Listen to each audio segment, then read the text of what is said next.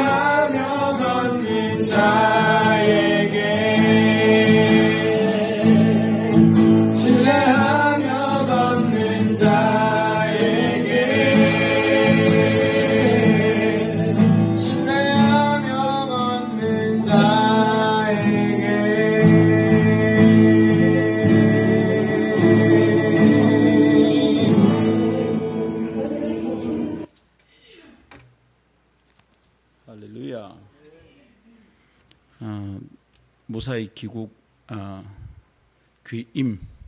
아니고 귀임하셨고 평안한 중에 있다는 연락을 받았습니다. 김재영 선교사님은 태국에서 선교하십니다. 원래는 평신도로 파송되어 가서 찬양 사역을 하다가 하나님 인도하심을 따라 신학을 마치고 안수받고 이제는 목사로서 또 사역을 하고 계신데, 내년부터 우리가 김지영 선교사님을 또 한 선교사님도 돕고자 합니다. 우리 열심히 살고 열심히 벌기도 하고 그래도 열심히 헌신하도록 합시다. 할렐루야. 하나님, 감사 찬양 주께 드립니다. 주님을 향하여 신뢰하고 자신의 삶을 의탁한 자들을 하나님이 어떻게 이끄시고 채우시고 구원하시는지 저희는 성경을 통해서 배울 뿐만 아니라 현실의 삶 속에서 앞서 걸어가는 믿음의 사람들을 통하여 또한 배우게 됩니다. 하나님, 마땅히 사랑하고 존경할 자를 존경하고 사랑하는 공동체 되게 하옵시며, 마땅히 돕고 섬겨야 될 자들을 사랑과 인내로 돕고 섬기는 교회 되게 하옵소서. 하나님의 말씀을 소중히 여기며 배울 때마다 삶의 자리에 어떻게 옮겨 놓을까 고민하며 말씀대로 사는 자들이 받는 복을 받아서 누리는 교회 되게 하옵소서. 귀로 들어 또 다른 귀로 흘러가는 그렇고 그런 잔소리 같은 꼰대의 교훈처럼 듣는 악한 습관을 우리 가운데서 쫓아내시고 착하고 좋은 마음으로 주의 말씀을 들어서 이 말씀대로 살 때 누리는 자유와 복이 충만하게 하옵소서. 존귀하신 주 예수님 이름으로 기도하옵나이다. 아멘. 할렐루야. 웃은 이야기 하나 합니다. 이랬는데 안 웃으면 참 곤란한데, 나폴레옹이 알프스를 넘어서 이탈리아를 침공할 때 많은 희생을 치렀잖아요. 우리가 아는 그 그림에 있는 흰말을 타고 멋있는 그림이 아니랍니다. 실제로는 조그만 나귀를 타고 걸어갔답니다. 그때 이제 수많은 희생을 치르면서 나폴레옹이 산을 오릅니다. 저 산을 넘으면 이탈리아다, 돌격하라. 위대한 황제의 명령을 따라 사령관은 돌격 명령을 내립니다. 전군, 진군. 그리고 산 꼭대기에 다 올랐는데 나폴레옹이 말합니다. 이 산이 아닌가 봐요. 그저 웃자고 하는 이야기입니다. 그러나 실제 전쟁에서 이런 경우가 발생한다면 큰일입니다. 전쟁에서 지죠. 전쟁하기도 전에 군대를 다 잃어버릴 수도 있습니다. 어쩌면 적의 함정에 빠져서 몰살할 수도 있습니다. 그래서 군대에서 독도법은 중요합니다. 지도를 읽는 방법은 장교나 하사관에게는 필수 능력이기도 합니다. 그래야 부하를 이끌 수 있고 전쟁에서 승리하고 작전에서 성공할 수 있습니다. 성도 여러분, 그런데 인생길 지도 읽는 법은 어떻습니까? 인생길에 지도가 있다는 거 여러분 혹시 알고 계신지요? 우리는 인생을 이끄는 길을 제대로 발견할 수 있는가? 다윗은 아침마다 주님이 나의 다닐 길을 인도하신다고 노래했습니다. 위대한 믿음의 사람들은 인생길을 가는데 길이 있고 길을 읽는 방법이 있다는 것을 알고 있었습니다. 그렇다면 오늘 우리는 지금 가고 있는 이 길이 안전하다고, 확실하다고 믿고 있는지요? 무엇보다 지금 선택하고 실행하는 인생살이의 면면이 진리를 향한 행진인지 선택인지 여러분 확신할 수 있습니까? 이 길은 하나님께서 기뻐하시는 길이다, 여러분 믿고 행하고 있습니까? 우리는 오늘 아침 이런 질문에 답을 할 수 있어야 하겠습니다. 왜냐하면 이것이 훈련 상황이 아니라 실전이기 때문입니다. 우리의 삶은 다시 살아볼 수 있는 여분의 삶이 아니라 단 한 번의 삶의 기회이기 때문입니다. 이 산이 아닌가요? 다시 내려가자, 이럴 수 있는 상황이 아니다 이 말입니다. 그렇다면 이렇게도 해보고 저렇게도 해볼 수 있는 형편이 아니지요. 그래서 바른 독도법을 익히고 배워야 하겠습니다. 인생길을 읽는 지도가 어디에 있는지, 그것은 어떻게 읽는지 배워야 합니다. 자꾸 훈련해야 되겠습니다. 진리와 자유를 향한 로드맵, 그것을 알아야 우리는 바로 갈 수 있습니다. 후회 없는 신앙을 할 수 있습니다. 성공적인 인생을 살 수 있으리라 믿습니다. 아멘. 오늘 아침은 그래서 자유를 향한 지도 읽기, 진리를 위한 로드맵의 간략한 지침을 알아보고자 합니다. 시작은 어떻게 해야 되고 우리가 버릴 것은 무엇이고 취할 것은 무엇인지 함께 배우기를 원합니다. 이 지침을 따라 자신의 삶을 성찰한다면 바른 길을 걸어 진리를 깨닫고 자유를 얻을 수 있을 것을 확신하며 성도들에게 말씀을 전합니다. 주님의 말씀을 묵상하며 우리가 함께 살펴볼 몇 가지 교훈은 다음과 같습니다. 첫 번째, 노예의 상태에 대한 깨달음이 자유로 가는 시작입니다. 이게 출발이라는 것이죠. 두 번째, 자의적 판단과 자유를 혼돈해서는 안 됩니다. 세 번째, 철저히 진리 안에 거해야 합니다. 세 가지 말씀을 나누는 동안에 내 생각이 주님의 뜻에 굴복되고 하나님의 말씀이 사람의 생각을 이기고 고치는 놀라운 경험을 하게 되기를 바랍니다. 첫 번째 따라합시다. 노예의 상태에 대한 깨달음이 자유로 가는 시작입니다. 시작을 어떻게 하는지 모르면 전체를 망친다, 이런 얘기를 이미 몇 주 전에 함께 나누었습니다. 그죠? 어떻게 시작합니까? 시작을 모르니 시작을 할 수가 없고, 그러니 열심히 하면 할수록 실패하는 것이죠. 자유와 진리를 향한 로드맵, 어디서 시작하죠? 이 지도는 어떻게 읽기를 시작합니까? 그 시작은 노예의 상태에 대한 깨달음입니다. 내가 노예의 상태에 있는가 자유인인가 깨닫지 못하면 진리와 자유를 향한 독도법은 실패하는 것이죠. 내가 어떤 상태인지 아는 건 너무 중요합니다. 저는 강론의 기회 때마다 자주 전한 이야기가 있습니다. 자기가 어떤지를 성찰하지 못하는 사람 절대로 성장하고 변화하지 않는다, 그런 얘기를 했습니다.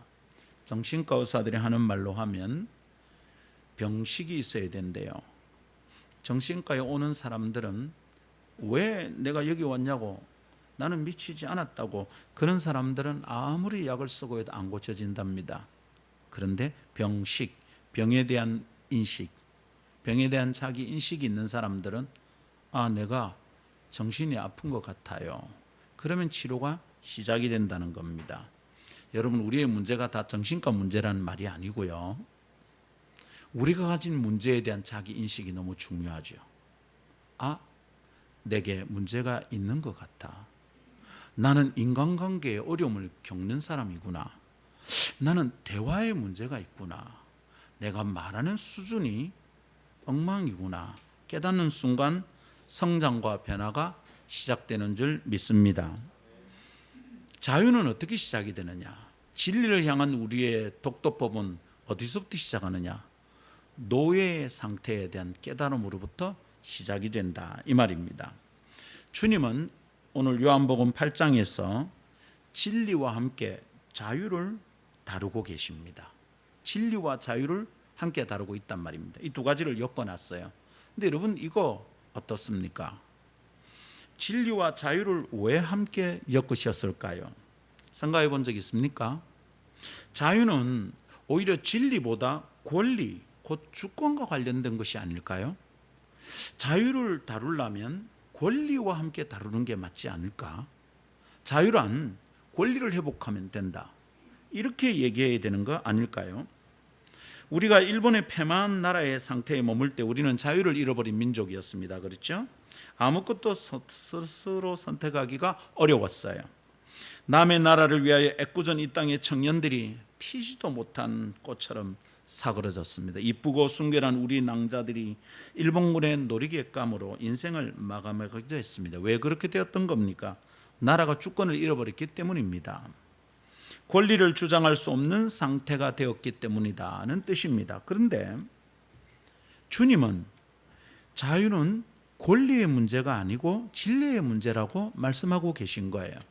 너희가 자유하지 않는 것은 주권을 잃어버렸기 때문이 아니라 진리를 알지 못하기 때문이다, 이렇게 말씀하고 계시다 이 말이에요. 여러분, 이것에 대해서 생각해 보셨나요? 가만히 생각하는데 보통 우리가 생각하는 생각과는 좀 다르잖아.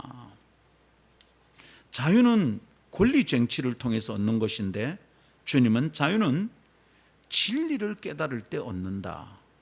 좀 어렵게 느껴집니다. 진리라고 그러니 우리가 뭔가 참으로 알고 있지 못하는 게 있는 거 아닌가 싶어요. 안다고 생각하지만 모르는 거 아닌가 생각해 봅니다. 자유가 권리를 쟁취해야 하는 것이라는 우리의 지식과 상식, 생각이 어쩌면 참이 아니라는 묵상에 이르게 됩니다. 주님이 말씀하시니까 다시 생각하게 됩니다. 그래서 여러분, 다시 세밀하게 곰곰이 생각해 봐야겠습니다. 주님의 가르침은 진리를 깨닫지 못하면 자유인 줄 알고 있는 그것이 묶임이고 권리라고 여기는 것이 오히려 부채와 의무에 불과하다는 것이지요. 그렇다면 우리는 착각을 하고 있는 셈입니다. 아주 심각한 오해를 하고 있는 중이에요. 쟁취하고 투쟁하고 항쟁해서 권리는 얻었는데 사실은 자유를 놓친 것 아닌가. 내가 권리를 다 누리고 있는데, 여전히 권리를 주장하고 있는데 나는 자유롭지 못한 상태인 것 아닌가. 주님의 말씀이 우리에게 그것을 깨우쳐주고 있습니다. 어떤 분은 돈이 기본적인 사람의 권리를 주장할 수 있는 기초가 된다, 그런 얘기를 합니다. 맞는 얘기입니다. 기본적인 재정의 안정감이 없으면 인간의 기본권이 다 망가집니다. 열심히 돈을 벌었습니다. 이 사람은 나중에 자기가 돈을 그 돈에 묶여 있는 사람이 됩니다. 그런 사람 세상에 되게 많습니다. 권리라고 얘기했던 것이 내게 부채와 의무에 불과한 것이었습니다. 예수님의 가르침을 듣고 있던 당대 유대인들이 사실 그랬습니다. 그들은 말하고 선택할 권리를 주장할 수 있으니까 자기들이 자유한 상태라고 여기는 것 같아요. 할 말 다 합니다. 자유가 있으니까 할 말 다 하지, 그러는 거죠. 그래서 하나님의 아들이라고 말하는 니도 네가 자유니까 네가 하나님의 아들이라고 말할 수 있겠지, 어쩌면 이렇게 여기고 있는 것 같아요. 그들은 지금 그런 권리를 가진 사람들이라고 스스로 생각하고 있는 것 같습니다. 그래서 어쩌면 매우 심각한 상태의 자유 없음을 눈치도 못 채고 그냥 살고 있는지도 모르겠습니다. 병식이 없는 거죠. 그리고 어쩌면 우리도 그렇겠습니다. 자유롭게 메뉴를 고를 권리를 가지고 있는 것 같잖아요. 마음에 들지 않는 음식을 다시 먹지 않을 자유도 있는 것 같아요. 그 식당엔 다시 안 가. 그런다고 우리에게 총을 쏘지 않습니다. 여러분, 라떼를 마실 거냐 아메리카노를 마실 거냐, 여러분 선택할 자유가 있어요. 근데 여러분, 꼰대 같은 상사를 만나면 가서 다른 걸 못 먹는 거지. 그래서 말입니다. 저는 어디에 가면 제가 먼저 메뉴를 고르지 않으려고 애를 씁니다. 목사가 고르고 나니까 딱 그게 정해지는 거야. 그죠? 회사를 다니고 그만둘 자유를 가지고 있고 부당한 대우를 받으면 권리 침해에 대하여 따지고 항의할 수도 있으니 우리가 스스로 자유인이라고 생각할 수 있겠습니다. 전공을 고르는 자유도 있고요. 대학에 가고 말고 할 자유도 있다고요. 대학에 안 가고 나는 4년 동안 돈을 열심히 벌겠다, 그렇게 선택할 자유도 있습니다. 그러니 우리에게 자유인이라는 생각이 있을 수 있겠습니다. 그러나 주님의 말씀은 우리에게 권리가 있다고 자유한 것은 아니다고 말씀하신 셈이거든요. 그러니까 이게 조심해야 될 것 같아요. 주님은 진리가 자유와 연결되어 있다고 가르치고 계시잖아요. 자유가 권리와 연결된 게 아니다 이러신단 말입니다. 이 주님의 가르치는 말씀에 우리는 뜨끔하는 거죠. 그렇다면 내가 자유 없는 거 아닐까? 그렇다면 혹시 내가 노예의 상태인 것 아닌가? 그렇다면 내가 무엇에 묶여 있는 것 아닌가? 내가 자유롭다고 생각하고 있지만 심각한 착각을 하는 것이겠다 라는 생각을 시작할 수 있겠다 이 말입니다. 여러분, 목사의 묵상 관점을 지금 따라오실 수 있겠습니까? 무슨 얘기인지. 네. 그래서 우리는 주님의 말씀을 좀 제대로 관찰하고 깊이 묵상해야 되겠습니다. 주님이 자유를 언급하시는 것을 보십시오. 자유를 진리와 묶어서 언급하는 걸 보십시오. 자유를 다루시는 주님의 말씀을 가만히 관찰하고 세밀하게 묵상하노라면 가장 먼저 깨닫는 게 있죠. 자유를 얻으라 말씀하신 걸 보니까 노예의 상태가 있다는 말이잖아. 우리가 제일 먼저 깨닫는 게 그거죠. 자유가 있다라고 말씀하신 때 자유가 있구나라고 먼저 깨달으면 출발이 제대로 갈 수 있을지 모르게 성찰이 될까요? 먼저 깨닫게 되는 것은 노예의 상태입니다. 종의 상태입니다. 노예의 상태라는 것이 있다는 주님의 가르침이 여기 있습니다. 여러분, 살펴봐야 됩니다. 근데 갇혀본 적이 없는 사람들은 종의 상태를 어떻게 이해할까요? 이스라엘은 말합니다. 우리가 아브라함의 자손인데 우리가 종이 됐던 적이 없는데 왜 우리에게 자유를 말하느냐. 이 사람들은 종의 상태를, 노예의 상태를 어떻게 이해할 수 있을까요? 우리는 어떻게 이해할 수 있습니까? 그저 소설 속 주인공이 경험하는 잠깐 동안의 불행 정도로 생각하지 않을까요? 최민식이가 만두만 몇 년씩 먹으면서 갇혀 있는 정도로 생각하는 건 아닐까요? 그 영화 제목 뭡니까? 최민식이가 만두만 몇 년 동안 뭐였죠? 예? 올드보이.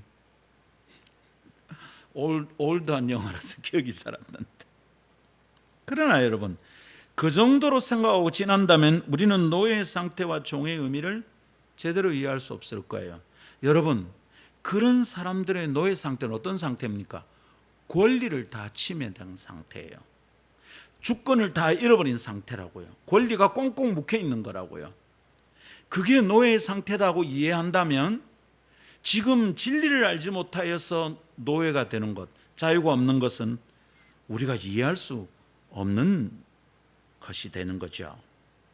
여러분, 그 정도로 생각하고 지나간다면 우리는 노예의 상태와 종의 의미를 제대로 이해할 수 없을 거예요. 노예의 상태에 대한 깨달음이 없다면 죄송해요. 제가 뭔가 많이 피곤한가 봐요. 이러면 말이 막 자꾸 엉켜요. 몇 가지 특징이 있죠, 그죠? 지금 좀 그렇습니다. 예, 괜찮습니다. 예, 그래도 말씀을 준비하는데 제게 아주 큰 기쁨이 있었고요.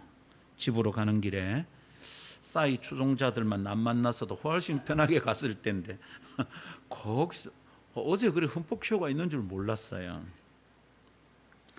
노예의 상태에 대한 깨달음이 없다면 자유는 소중한 보물이 될 수 없습니다. 진짜 자유를 모르고 살고 있는 거죠. 우리가 한다, 내 마음대로 할 수 있어 라는 것을 자유라고 말한다면 그게 무슨 보물인가. 그렇게 사니까 자유를 그냥 흔한 아무것도 아닌 것처럼 여기고 사는 것입니다. 말씀을 묵상하고 노예의 상태가 무엇인지 깨닫고 나면 자유가 너무너무 소중한 보물인 것을 알게 됩니다. 이걸 주시려고 예수님이 그러셨구나 깨닫게 된다 이 말입니다. 주님의 말씀은 노예의 상태에 대한 가르침입니다. 자유에 대한 가르침인데 이게 노예의 상태에 대한 가르침이라고요. 너희가 노예의 상태에 있다는 걸 깨달아라 이 말씀이다 이겁니다. 주님은 노예의 상태가 어떤 거라고 얘기하고 있습니까? 권리를 주장하지 못하는 주권을 잃어버린 상태다. 권리 행사를 못하는 상태다. 주님이 이렇게 말씀하고 있지 않아요. 주님은 노예의 상태란 죄를 짓고 있는 상태라고 말씀하세요. 34절 한번 볼까요? 예수께서 대답하시되 진실로 진실로 너에게 이르노니. 주님의 말씀이 다 중요하지만 진실로 이러면 정신을 더 차리고 봐야 됩니다. 진실로 진실로 너에게 이르노니 원문으로는 아멘 아멘 레고 휴민 아멘 아멘을 두 번이나 말씀하신 거예요. 진실로 뭘 중요한 걸 가르치네요. 뭡니까? 죄를 범하는 자마다 뭐다? 죄의 종이다. 노예의 상태가 뭐냐? 주님이 말씀하시는 노예의 상태는 주권을 잃어버리고 누구 집에 머슴을 살고 있다든지, 우리가 주권을 잃어버리고 일본에게 36년 동안 묶여 있었다든지, 그것을 얘기하고 있는 게 아니에요. 죄를 짓고 있는 자는 죄의 종이다. 죄에 묶여 있는, 죄에 노예된 상태가 있다, 이 말입니다. 여러분, 죄의 종이니까, 죄의 노예니까 누구 시키는 대로 하는 겁니까? 죄가 시킨 대로 하는 겁니다. 그러니까 이 사람이 하는 일이 뭐겠어요? 죄를 짓는 거죠. 이것을 깨달아라, 주님이 말씀하고 계십니다. 만일 내가 지금 행하고 있는 것이 선한 일이 아니라면, 선한 관계를 유지하기 위한 노력이 아니라면, 내가 행하고 있는 것이 의로운 생각과 행위의 열매가 아니라면, 내가 의를 위해서 나아가고 있지 않다면 나는 지금 노예 상태인 겁니다. 예수님의 말씀대로 내가 죄의 노예가 되어서 죄를 짓고 있는 것입니다. 세상은 그것에 대해서 관대하게 말합니다. 뭐라고요? 다 그러잖아. 요즘 안 그런 사람 어디 있어? 요즘 청년들 치고 안 그런 사람 어디 있어? 저는 이런 말 굉장히 무섭게 여깁니다. 큰일 났구나. 세상이 기준인가 봐. 어떤 사람 이렇게 말합니다. 자아가 그러니까 내가 그러지. 그럼 걔가 기준이가 니한테? 걔가 죽으면 니도 죽을 거고, 가가 지옥 가면 니도 지옥 갈 건가? 여러분, 다른 사람이 이러니까 내가 이런다. 그 사람에게 노예가 된 거잖아요, 내가. 왜 다른 사람 생각 때문에 내가 그렇게 불행하게 삽니까? 뭐 돈이 없어서 그렇잖아. 돈이 기준이네? 내가 돈의 노예구나. 학벌이 낮으니까. 여러분, 그러면 대학 가보세요. 돈 벌어보세요. 그 자유가 있는지. 그렇지 않아요, 여러분. 주님이 하신 말씀에 귀를 기울여야 됩니다. 세상은 주님이 말씀하시는 것과 다르게 말합니다. 그래서 위험한 겁니다. 다 그러고 살잖아. 안 그런 사람이 어디 있어? 그러나 주님은 다르게 말씀하십니다. 하나님의 선을 적극적으로 행하지 않는 것이 죄라고 해석하는 겁니다. 죄에 노예된 상태라고 말하는 겁니다. 어쩔 수 없었잖아. 주님은 그렇게 말씀하시지 않아요. 의로운 일이 있는데도 그것을 행하지 않는 것이 죄입니다. 자유를 누리는 줄 착각하고 있지만, 내가 권리를 행사한다고 생각하지만, 미안합니다, 여러분. 그것 때문에 다른 사람이 다치고 누군가를 사랑하고 존경하고 이해하지 않는다면 나는 의를 따라 살고 있는 게 아닙니다. 다 그러잖아. 뭐 그럴 수 있을 만한 일인데 왜 그래? 천만에요. 죄를 짓고 있는 겁니다. 자기가 마음대로 선택할 권리와 자유가 있다고 해서 자유가 아닙니다. 하나님의 뜻대로 선과 의를 행하지 못하게 묶여 있음을 모르고 살아가는 안타까움을 속히 깨달아야겠습니다. 그러니까 주님이 말씀하시는 자유는 내가 무언가를 마음대로 할 수 있는 자유가 아니라 죄로부터의 자유입니다. 죄의 유혹을 이기고 선을 행하고 의를 행하여 걷는 자유입니다. 우리는 이 자유를 가지고 죄를 짓지 않을 삶을 살게 되는 겁니다. 나는 죄를 짓지 않은 자유를 가지고 있는 겁니다. 나는 내게 주어진 자유를 가지고 선을 행하는 겁니다. 나는 하나님이 허락하시는 자유를 가지고 의를 행하는 겁니다. 죄의 종이 되었을 때는 그럴 수가 없었어요. 그런 상황에서는 항상 나는 그 짓을 했거든. 그런 때가 되면 항상 나는 싸웠거든. 그럴 때가 되면 난 항상 성질을 부렸거든. 그런 상황에서는 나는 항상 눈을 부릅뜨고 고래고래 고함을 질렀거든. 죄의 종이었던 거죠. 어제 저녁 잠들기 전에 이번 주간에 있었던 일이 제 마음을 너무 괴롭혀서 문자를 보냈습니다. 내가 너에게 했던 말은 틀리지 않았다. 내가 그 말을 깊이 생각하고 한 말이다. 그런데 내가 중간에 감정이 좀 지나친 것 같아. 내가 화를 낸 것 같아. 미안하다. 아무리 생각해봐도 내가 화가 났었다. 문자를 보냈습니다. 여러분, 저 뭐 한 거죠?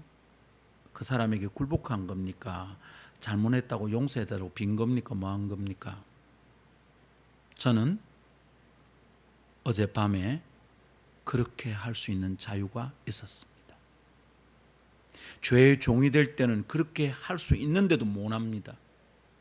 그렇게 해야 되는 줄 알면서도 안 합니다. 잘못했다 소리를 못합니다. 미안하다 소리를 잘 안 합니다. 자존심 상하니까, 내가 지한테 꿇는 것 같으니까. 미안하지만 그 사람의 꿇지는 않았지만 나는 죄에게 꿇은 겁니다. 죄의 종이 되어 살아갔던 겁니다. 김 목사 뭘 잘한다고 말하는 것 아닙니다. 저는 심각한 실수를 많이 저지릅니다. 순종해야 되는 순종 못할 때 많습니다. 어느 날은 내가 순종할 수 있는 자유가 있다는 걸 깨닫고 순종합니다. 제자에게 그런 말을 하는 것은 쉽지 않습니다, 여러분. 윗사람이 아랫사람에게 미안하다, 내가 잘못했다고 말하는 것은 해보니까 세월이 아무리 지나도 어렵습니다. 그런데 여러분, 참 이상합니다. 진리를 위한, 자유를 위한 말씀을 준비하고 돌아가서 누울 때는 그게 가능해지는 거죠. 말씀이 내 안에 살아있으니까. 진리가 자유하게 만드는 게 맞습니다, 여러분. 자유는 권리와 묶여 있는 게 아니고 자유는 진리와 연동되는 것임을 믿습니다. 성도 여러분, 진리와 자유로 가는 로드맵의 시작은 노예의 상태에 대한 깨달음입니다. 아, 나는 이럴 때 꼭 그렇게 저지르는구나. 그건 묶여 있다는 뜻이거든요. 이럴 때는 한 번도 화를 안 낸 적이 없어. 이럴 때는 한 번도 내가 욕을 안 한 적이 없어. 이럴 때는 한 번도 실망하지 않은 적이 없어. 나는 이럴 때는 항상 부정적인 생각에 사로잡혀. 하고 싶어서 그러는 겁니까? 뒤돌아서 후회하거든요. 후회는 뭡니까? 하고 싶지 않은 걸 한 거죠. 빨리 깨달아야 됩니다. 아, 나 묶여 있구나. 아, 나의 노예의 상태에 있구나. 나는 권리를 가지면 자유로운 줄 알았는데 아니구나. 나는 이 일을 할 수 있는 권리를 가지고 있는 줄 알았는데 선을 행하지 못하는, 선을 행하는 자유를 잃어버렸구나. 속히 깨달아야 될 줄 믿습니다. 대충 생각하고 지나가기에는 너무도 중요한 일입니다. 자유와 권리를 연결할 정도의 의식 수준으로는 결코 해결할 수 없는 일입니다. 늘 권리만 주장하는 자유를 생각하는 사람들은 진리와 묶여있는 자유에 대해서 이해할 수가 없습니다. 진리와 자유가 함께 연결되어 있다는 사실에 깊이 침잠하여 묵상하고 나아가야겠습니다. 그때 내 영혼의 자유로 향하는 지도가, 길이 열리는 줄 믿습니다. 그리하여 내가 진리를 따라 선을 행할 자유를 가진 사람인지 성찰합시다. 나는 그럴 수 있는 사람인가? 나는 자유를 가지고 죄를 짓지 않고 있는가? 내겐 죄를 짓지 않을 자유가 있는데 왜 이럴까? 생각하며 진리의 말씀 앞으로 나가기를 축복합니다.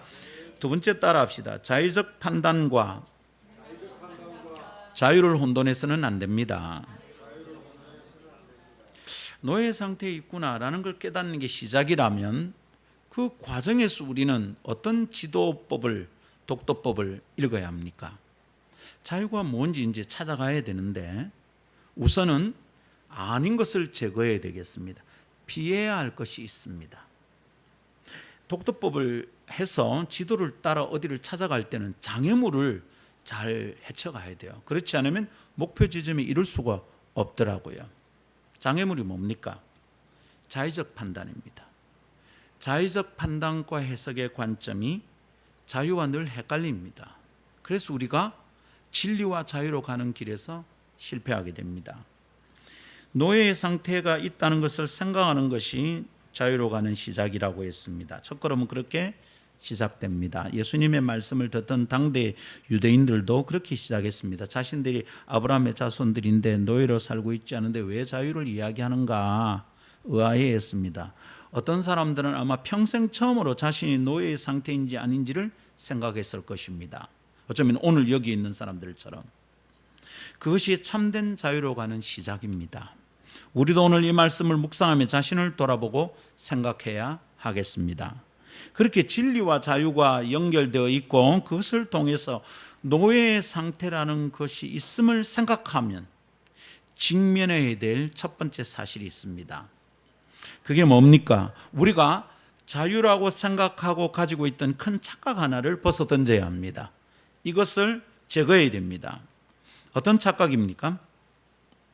이 착각에 묶여 있으면 어쩌면 자유를 잃어버리게 되는 가장 심대한 원인이 되고 또 자유를 잃어버리고 있다는 가장 중요한 증거이기도 하겠습니다. 무슨 착각이죠? 자유를 자의적 판단과 해석이 가능한 상태라고 착각하는 일입니다. 자유란 내 나름대로 생각할 수 있잖아. 내가 판단하겠다고 걱정하지 말라고. 내가 알아서 한다고. 알아서 할게요. 자꾸 말하지 않아도 돼요. 이거 말입니다. 조심해야 될 관점입니다. 하나님의 사람은 이런 상태를 피해야 합니다. 진리와 자유로 가는 로드맵에서 우리는 피해야 될 장애물이 있는데 그게 바로 이겁니다. 진리와 자유를 추구하는 사람이 취할 소극적 행동, 피해야 될 것. 적극적인 것은 조금 이따 얘기할게요. 하나님은 진리를 따라 사는 백성으로 새로운 나라를 만들고 싶으셨어요. 그래서 애굽에서 이스라엘을 구원해 내셨습니다. 엑소더스는 그래서 일어난 일입니다. 고생하기 때문에 꺼내줄 게 아닙니다, 여러분. 그건 아주 별것 아닌 이유입니다. 진짜 이유는 내가 고생을 많이 할까 하나님 내게 은혜를 주시는구나 아니고 나를 새로운 삶을 살게 만들려고 나를 구원해 주시는 겁니다. 복 받으려고 우리를 건져낸 게 아니다 이 말입니다. 오늘도 주님은 진리의 백성으로 이룬 나라 곧 하나님 나라를 이루시려고 우리를 구원하십니다. 우리의 구원에 관심이 많습니다. 그런데 이스라엘이 이집트에서 해방되어 자유를 얻은 후에 행한 엉뚱한 일이 있습니다. 이게 안타까워요. 그게 뭐죠? 자신의 생각대로 사는 것이었습니다. 사사기에서는 그 비극적인 상태를 두 번이나 언급하여 강조하고 있습니다. 반복해서. 우선 사사기 17장 6절입니다. 그때에는 이스라엘 왕이 없었으므로 사람마다 자기 소견에 옳은 대로 행하였더라. 이게 17장 6절에 있는 겁니다. 여러분 잘 기억하고 그 다음 구절과 비교해 보십시오. 사사기 21장 25절 그때 이스라엘 왕이 없으므로 사람이 각기 자기의 소견에 옳은 대로 행하였더라. 자, 여러분 지금 21장을 잘 보십시오. 제가 17장을 읽겠습니다. 그때에는 이스라엘 왕이 없었으므로 사람마다 자기 소견에 옳은 대로 행하였더라. 거의 똑같죠, 여러분? 똑같은 얘기를 두 번 반복하고 있습니다. 한 성경 속에서. 뭐죠? 강조. 반복은 강조입니다.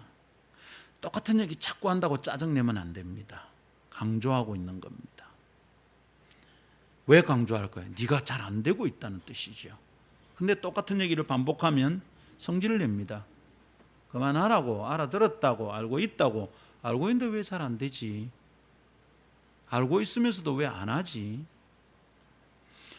여러분, 세상에 가장 위험한 말이 있다면 이겁니다. 자기 소견에 옳은 대로. 그리스도인이 가장 피해야 될 것이 있다면 이것입니다. 네 생각에 옳은 대로 행하는 것. 세상은 이래 말합니다. 세상은 자유를 이렇게 말합니다. 마음이 끌리는 대로, 감정이 가는 대로, 기분이 끌리는 대로 살아라. 세상은 그렇게 얘기합니다. 그 순간 어떻게 되죠? 내 좌표를 잃어버립니다. 내가 누구인지 잃어버립니다. 내가 누군지 알고 있으면 안 할 일을 행합니다. 세상의 불행은 다 거기서 시작됩니다. 지 생각이 옳은 대로. 푸틴이 지 생각이 옳은 대로 하니까 너무 나라를 침공하는 겁니다. 만일 온 세상의 지도자들이 생각하는 대로 이 지구상의 평화를 생각하는 대로 푸틴이 생각했더라면 지금 저렇게 하겠냐고요. 세상의 모든 불행은 그렇게 시작이 됩니다. 남 아내의 눈에 눈물 나게 하는 여자들은 왜 그렇게 합니까? 내 감정이 끌린 대로 하는 거죠. 매우 위험합니다. 그리스도인이 피해야 될 일입니다. 진리와 자유를 향하여 가는 길에서 그리스도인이 제거해야 될 장애물이 자의적 판단, 자기 소견에 옳은 대로 하는 겁니다. 이것은 진리를 따라 살아가는 하나님의 백성의 모습과는 정반대의 그림이었습니다. 약속의 땅에 갖다 놨는데 그러고 있는 겁니다. 당연히 하나님의 마음을 아주 슬프게 만드는 것이었습니다. 여러분, 우리를 이렇게 살아서는 안 되겠습니다. 우리 주변에서도 그런데 안타깝게도 이런 일을 만납니다. 하나님께서 말씀하십니다. 그러는데 내 생각에는요, 이렇게 응답하는 꼴입니다. 얼마나 엉뚱하고 위험한 일입니까? 그들은 죄를 짓고 있는 중입니다. 죄를 짓고 있으니까 이 사람들이 누구의 종이라고요? 죄의 종입니다. 죄에 노예된 상태입니다. 그런데 내가 내 생각대로 할 수 있잖아. 자유인 줄 알고 있습니다. 얼마나 어리석냐고요. 굉장히 위험한 겁니다. 그들은 자유를 잃어버린 형편입니다. 자, 정리해 봅시다. 자기 소견에 옳은 대로 살아가는 것, 이게 뭡니까? 자의적 판단, 자의적 관점, 자의적 해석입니다. 내가 생각할 때는 그렇지만 내 생각으로는 이런 말 우리 얼마나 자주 합니까? 나는 그거 좋아하지 않아. 이게 선택의 기준이 됩니다. 그러는 사람들이 오늘날에도 우리 주변에 얼마나 많습니까? 그리스도인들 사이에서도 말입니다. 그런 사람들이 많습니다.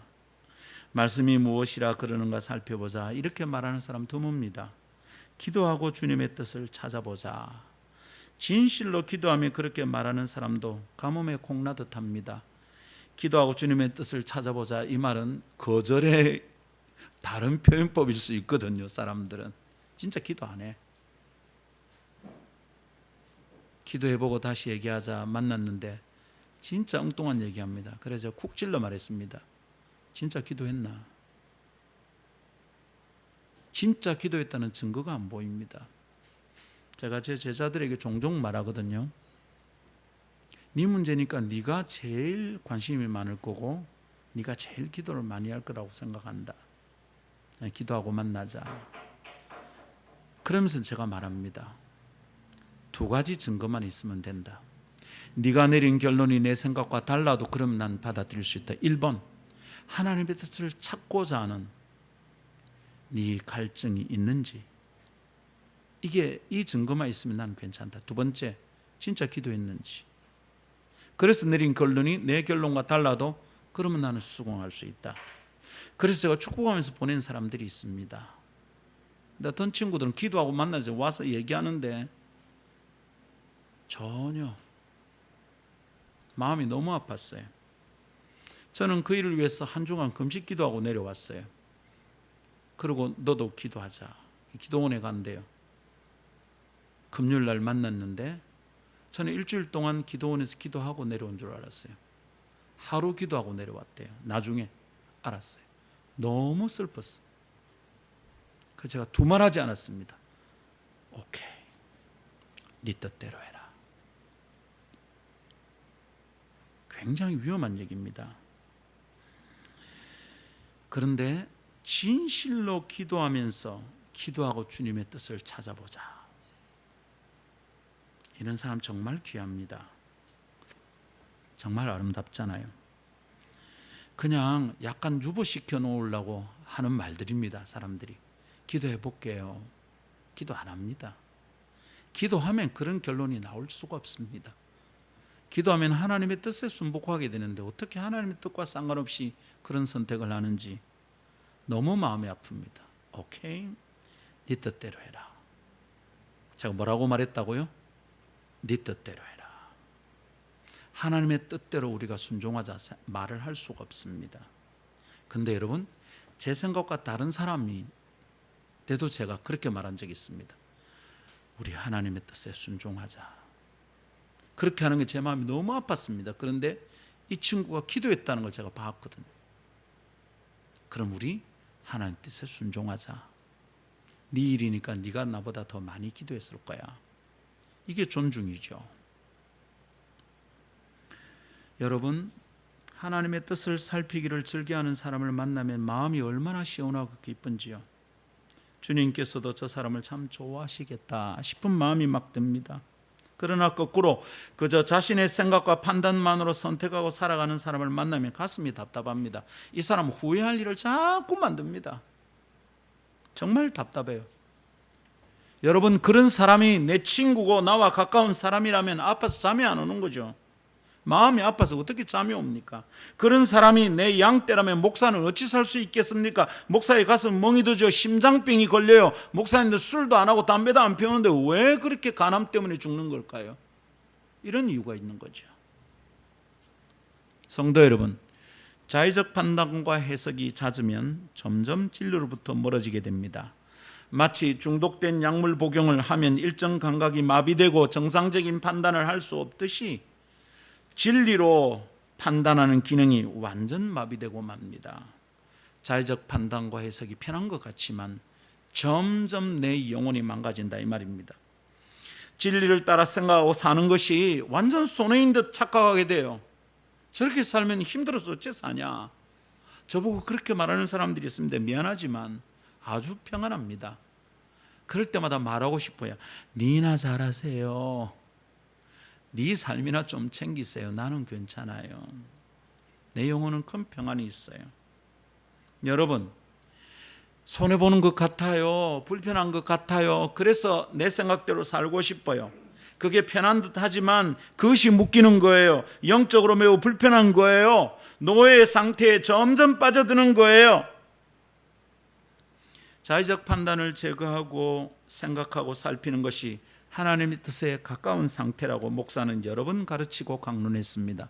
하나님 뜻이 뭐냐? 알아는 길에서 제1번으로 할 게 뭐냐면 자의적 판단을 자꾸 줄여나가는 겁니다. 그렇게 해서 내린 결정은 하나님 뜻에 가깝습니다. 근데 내 하고 싶은 대로 내리는 결정은 하나님의 뜻에서 점점 멀어질 가능성이 있습니다. 그래서 단단히 붙들고 기억하기를 바랍니다. 매우 기본적이지만 아주 중요합니다. 자의적 판단과 해석을 자유와 혼돈해서는 안 되겠습니다. 조심하지 않으면 자유롭다는 착각 중에 노예의 상태로 전락하게 될 것입니다. 자유롭게 노예가 되는 겁니다. 얼마나 안타까운 일입니까? 마지막 세 번째 따라합시다. 철저히 진리 안에 거해야 합니다. 주님은 진리와 자유를 연결하시면서 진리를 아는 것의 중요성을 말씀하십니다. 진리를 알아라. 그러면 네가 자유할 것이다. 이게 오늘 주님의 말씀의 골자잖아요. 그런데 진리를 알아야 한다고 말씀하신 것이 어떤 문맥 뒤에 어떤 말씀 뒤에 오는 것인지 관찰해 볼 필요가 있습니다. 진리를 알지니 너희가 진리를 알면 자유하리라. 이게 몇 절이죠? 32절입니다. 유명한 구절입니다. 요한 8장 32절 어떻게 외우면 됩니까? 요한복음은 복음서의 몇 번째 성경이죠? 네 번째입니다. 8장이죠. 48, 32. 그래서 8장 32절. 하여튼 이렇게 외우면서 성경고사 준비를 시켜서 우리 아이들을 얘들이 잘 외워요. 그러면 자 32절이 진리를 알지니 진리가 너희를 자유케 하리라 이랬단 말씀이죠. 요건 몇 절 뒤에 있습니까? 31절 뒤에 있습니다. 그러면 31절과 무관한 구절이 될 수가 없는 거죠. 31절을 보면 31절이 뭐라고 말합니까? 그러므로 예수께서 자기를 믿은 유대인들에게 이르시되, 그 다음 잘 보세요. 너희가 내 말에 거하면 참으로 내 제자가 되고 이럽니다. 그 말 뒤에 진리를 알아라 이랬단 말입니다. 예수님의 제자가 되는 것, 내 말에 거해서 내 제자가 되는 것과 진리를 아는 것이 어떻게 되어 있어요? 연결되어 있어요. 예수님의 제자가 되는 것이 진리를 아는 것과 같은 고리에 묶여 있다 이 말입니다. 예수님의 제자가 되는 것이 곧 뭐라고요? 진리를 아는 사람이 되는 것이다. 이렇게 해석해도 무관합니다. 제자됨, 곧 제자도. 제자도는 신약 성경의 중요한 주제입니다. 그리스도를 따르는 일은 쉬운 일은 아니지만 매우 가치로운 일입니다. 그 일은 대충 할 수 없는 일입니다. 자기를 부인하는 단계를 거쳐서 자기 십자가를 지는 일에까지 이르러야 하거든요. 이것은 이번 해 고난주간에 우리가 한 주간 동안 나눴던 메시지입니다. 그죠? 십자가를 지고 그리스도를 따르는 제자가 되는 것. 유튜브에 올라 있으니까 여러분 다시 그 말씀을 묵상해 볼 수도 있겠습니다. 자기를 부인하는 단계를 지나지 않으면 십자가는 고역이에요. 자기를 부인하고 십자가를 지면 주님이 뭐라 하십니까? 내 십자가는 쉽고 가볍다 그러십니다. 쉽다 가볍다 그랬는데 계속 불편하고 힘들고 예수 믿는 게 짜증이 나고 내 마음대로 하는 게 더 쉬울 것 같고 이러면 자기를 부인하지 않는 상태인 거죠. 이런 사람 예수를 따르는 게 고역입니다. 죽기보다도 힘듭니다. 교회 다니는 게 엄청난 고역인 거죠. 예수 제대로 믿고 있는 거 아닙니다. 교회는 다니는데 그 사람 예수하고 상관이 있는 게 아니에요. 주님의 말씀을 가만히 들어보면 쉽지 않겠다는 걸 이해합니다. 대충 할 수 없는 일로 보입니다. 예수님은 당신의 제자가 되는 길은 십자가를 지는 일이라고 말씀하셨으니 결코 쉽지 않다고 이미 가르치신 셈입니다. 여러분, 예수님의 제자는 예수님처럼 살아야 됩니다. 간디가 기독교인이 될 기회가 있었대요. 이 사람이 영국에서 유학하고 남아공에서 변호사를 했잖아요. 근데 거기서 기독인들이 저지르는 인종차별을 봤어요. 유색 인종에 대한 태도가 어떤지 봤어. 와, 이게 예수 믿는 사람인가? 성경을 읽어보니 예수의 가르침은 너무 좋아. 간디가 한 말입니다. 나는 예수는 좋아하는데 예수행위는 싫어한다. 이런 식의 얘기를 했습니다. 그래서 이분이 예수님에 대해 마음이 열렸다. 성경을 많이 읽었대요. 마음이 닫혔어. 예수님의 제자라고 하는 그리스도인들이 예수님처럼 안 산다는 거죠. 기독교인이긴 해요. 종교가 기독교인 건 맞아. 교회는 다니니까. 그런데 예수님처럼 살고 있지 않아요. 이 땅을 사는 수많은 예수쟁이들을 보고 던지는 메시지인 거죠. 교회 다 다니잖아요. 근데 그리스도인이 아니야. 그리스도의 제자가 아니야. 제자는 선생처럼 사는 겁니다. 제자는 스승을 따르는 자라는 겁니다. 제자는 스승처럼 세상하고 선생처럼 말하고 선생처럼 행동하는 겁니다. 선생처럼 사랑하는 겁니다. 선생처럼 장사하고 선생처럼 거래를 하는 겁니다. 그게 제자입니다. 이 땅에 예수처럼 생각하고 말하고 사랑하고 장사하는 사람이 몇 명이나 있을까요? 교회 안에. 이게 제자된 자의 도리입니다. 제자는 스승을 따르는 것. 내가 내 말에 가면 내가 내 제자다. 그리고는 뭐라고요? 진리를 알지니 진리가 너희를 자유케 하리라. 무슨 얘기입니까? 우리가 예수님처럼 따라 살고 그분을 따르는 삶, 이게 진리 그 자체예요. 그분의 말씀이 진리 그 자체. 요거는 다음 주에 조금 더 얘기하겠습니다. 그래서 그 예수님을 따르는 게 진리를 따르는 것이고, 그렇게 따를 때 내게 뭐가 온다고? 자유가 온다 이 말이에요. 즐거이 죄 짓지 않는 자유를 따라서 죄를 짓지 않고 살 수 있다 이 말이에요. 근데 이게 참 잘 안 되네, 사람들이. 여러분, 주님이 이 말씀 속에서 우리가 깨닫는 것은 매우 적극적이고 진취적인 삶입니다. 주님의 말씀 안에 거하는 제자의 삶이란 아주 적극적이고 매우 도전적인 방향입니다. 그렇게 살지 않으니까요. 그렇게 사는 사람들이 그 당시에나 지금이나 너무도 드물기 때문입니다. 제자훈련 코스웍은 다 맞춰. 제자훈련 과정은 1단계, 2단계, 3단계 다 거쳤어. 그런데 예수처럼 안 살아. 제사는 매일 드렸어요. 당시에 성전에 제사가 매일 있었어. 그런데 제사의 정신은 오간데 없어.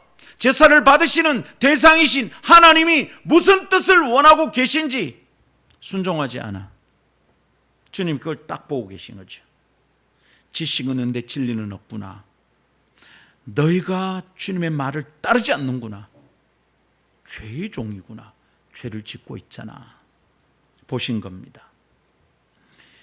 제자의 삶이란 아주 적극이고 도전적인 방향입니다. 철저히 자신을 다스리고 진리에 굴복시켜야 가능한 일입니다.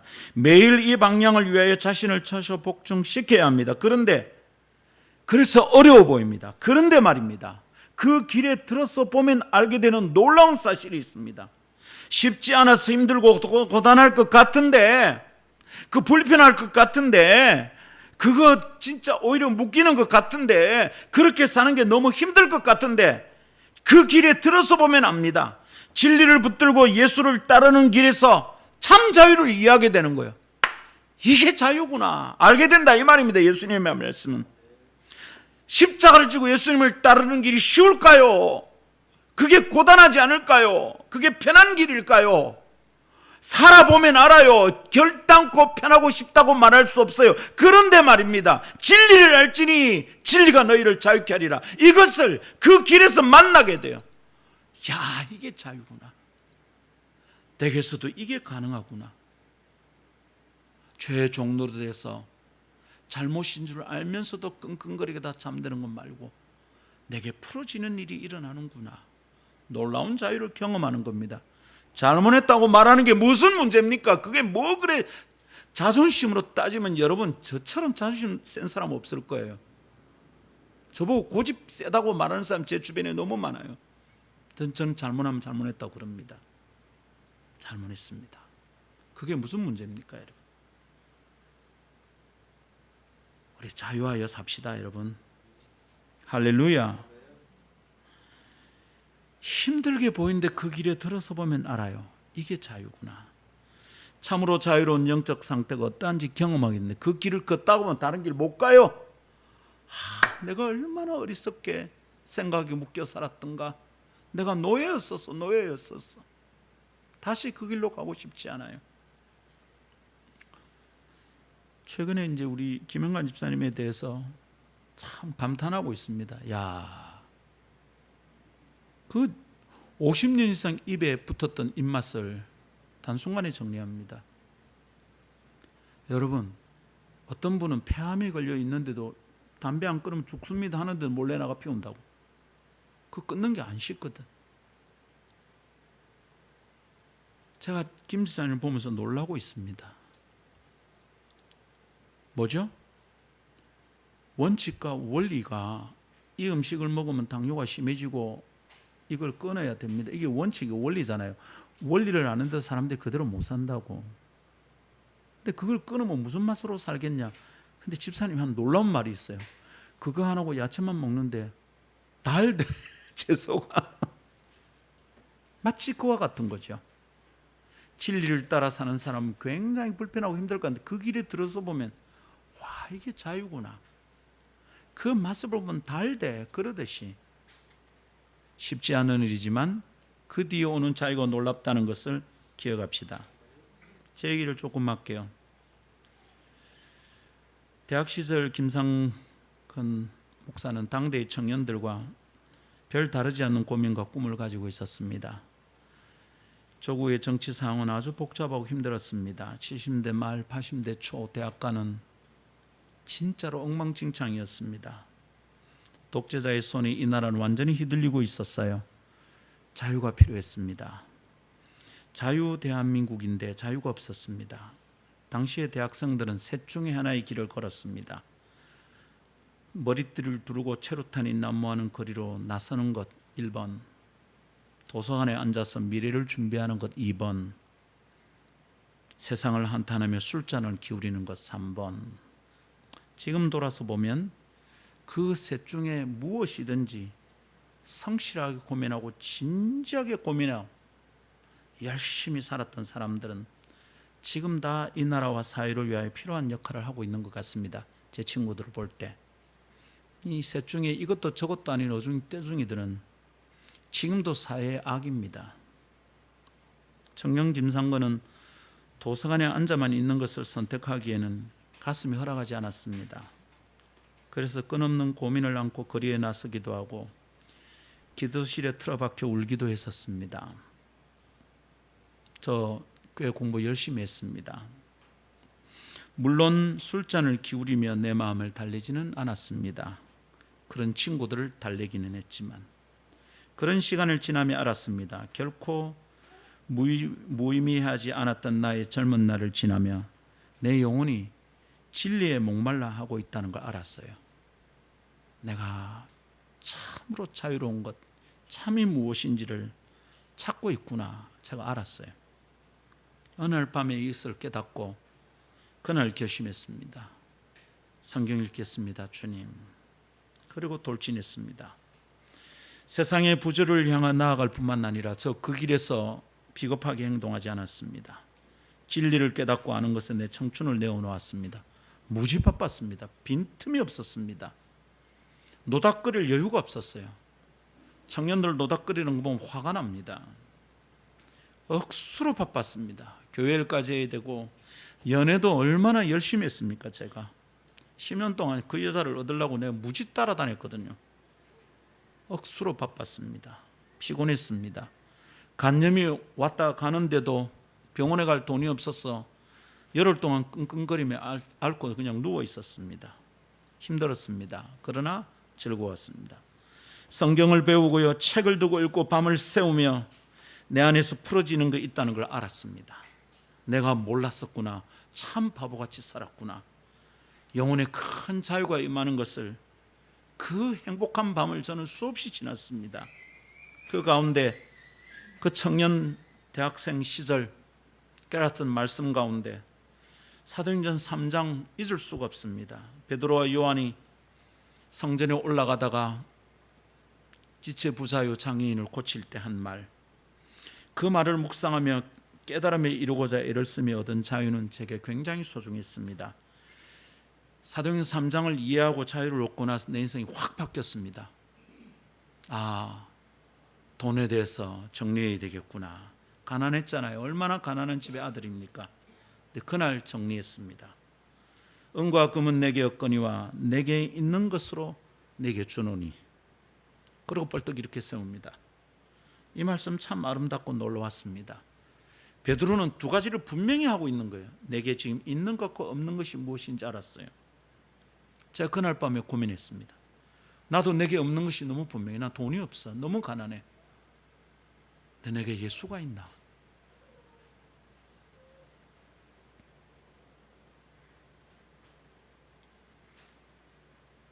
내게 예수가 있나?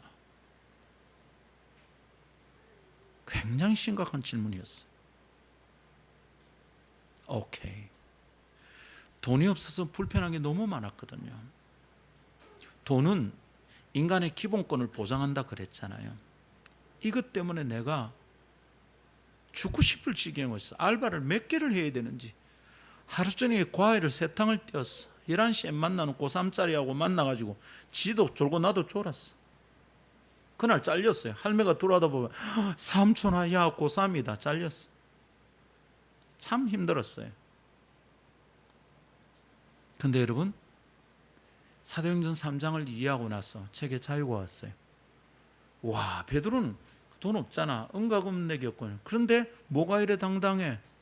내게 있는 것으로 내게 주느니 곧 나사렛 예수 이름으로 걸어라. 내가 못 걷고 있구나. 내가. 나는 자유가 없구나. 그 말씀 참 아름답고 놀라웠습니다. 무엇이 그렇게 홀가분하게 내려놓고 분명하게 주님을 따를 수 있게 만드는지 그렇게 살고 싶었습니다. 반드시 목사가 되겠다는 게 아니라 나 예수님을 따라 살고 싶었어요. 하는 것도 아니고 안 하는 것도 아니고 이렇게 다니는 건 그만하겠다. 그 밤 제 인생의 참 찬란한 순간이었습니다. 제 인생의 전환점이 되는 중요한 몇 순간 중에 하나였습니다. 그 결과 지금 제 가족들은 돈 때문에 좀 고생하고 있는지도 모르겠습니다. 그렇지만 제 가족들도 진리 안에 자유를 발견하게 된다면 저와 똑같은 길을 갈 수 있으리라 저는 확신합니다. 오늘 이 말씀을 듣고 있는 우리 성도들도 그럴 것이다 믿습니다. 진리를 향한 내 걸음과 수고가 얼마나 소중했던지 지금 더욱 분명하게 말할 수 있습니다. 그래서 오늘 아침 말합니다. 진리를 향한 치열한 삶을 살도록 합시다. 철저히 진리 안에 거해야 되겠습니다. 쉽지 않으나 의미 있습니다. 진리를 향해 추구하고 도전하는 청년들 우리 교회에서 많이 보고 싶습니다. 끝까지 진리를 향한 방향을 놓치지 않고 늙어가고 생명을 마치는 사람들을 우리 교회 안에서 더 많이 보고 싶습니다. 성도 여러분, 오늘 아침 마음을 정돈합시다. 진리를 알지니 진리가 자유케 하리라. 이 말씀이 무슨 뜻인지 붙들고 권리만 주장하는 것이 아니라 진리를 추구하고 살았어. 자의적 판단과 해석이 자유라는 착각을 벗어던지고 진리를 따른 쉽지 않지만 그 아름답고 찬란한 길에서 참 자유를 만나고 누리고 살게 되기를 축복합니다. 찬양합시다.